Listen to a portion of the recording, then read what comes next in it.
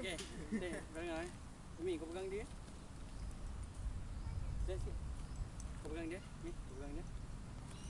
Tak ni. Kau kat sini. Kau kat sini. Jangan tak sepik. Kau pegang sebelah, pegang sebelah ni. Sini. Tu. Kau posisi sini ni. Lepas tu dah sepik. Janganlah. Rosak babi baju dia. Pegang dia. Buka beg kau. Tak pegang beg boleh, pegang beg boleh.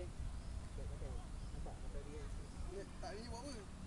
Dia nak buat dengan lagu, macam kacau dengan lagu dia. Dia macam orang tua ni. Lepas tu kau pegang sebelah. Kau pegang sebelah. Ayo TV pegang sebelah. Okey, kau muka kau cakap dengan dia. Kau cakap dengan dia nak masuk sungai lah. Kau sungai. Kau sudah kali 2 kali kau sudah 2 kali. 2 kali kau dah masuk. Kau dah Cakap masuk pasal sungai. India. Cakap pasal India. India. 2 வாட்டி sungai வந்துட்டேன் மயிராண்டி இல்ல sungai kalau பூந்துருவேன். Bawa baju tak?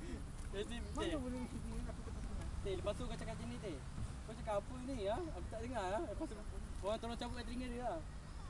Kau cakap lah ni. Aku kata kau jangan main-main sini. Aku kata jangan Sampai. Bukan. Bukan zaman mak bapak ya sia. Boleh. Cuba telinga. Seorang cuba telinga. Asal tak dia?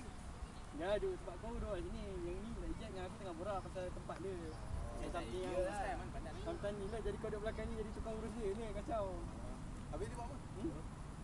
Dia jadi orang di bawah dia bawa ni. Dia kawan-kawan dia lah. Yang Bawa last. baju tak? Ha? Dia bawa baju tak? Tak ada, otak kau jangan balik. Sial, ni macam betul-betul nak buang ni. Tiga-tiga. Lepas tu gambar-gambar angkat dia lah. Lepas tu gambar-gambar angkat dia lah. Gambar angkat dia nak baling tu terus. Sekali macam ni, baling je lepas tu kat. Nanti kita buat nanti. Tiga, satu. Tiga. Tutup. Betul-betul tusuknya. Tu gimana? Bayar dia video. Dah. Dah. Kau dah start belum tadi? Kau baru start? Kau dah nampak tadi kita orang terus kata yang lain. Betul. Ya, kita datang ni.